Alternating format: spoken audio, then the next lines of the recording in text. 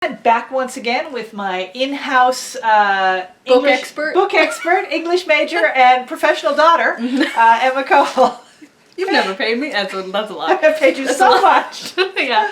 All right, and once again, talking about books that spark empathy, what recommendation do you have for us today, Emma? Okay, the recommendation I have is this book called None of the Above, which I read quite a few years ago, but it was the first book I'd ever seen, let alone read, about an intersex person. Okay. Because obviously I've read like a lot of like the LGBTQ books that are out there, and I'd never seen one that was about an intersex teenager, and so I decided to pick it up and read it, and it was very good, very insightful. Like, I mean, all the blurbs on the back are people saying, I didn't know that this was a thing. So clearly it is meant to be like educational as well as good representation, and it is a very fascinating thing to read. I believe, if I'm thinking of the right one, yes, the Mrs. who wrote this is like a doctor who has dealt with and met many intersex teenagers. So it wasn't, it's not written by a queer person, but it is like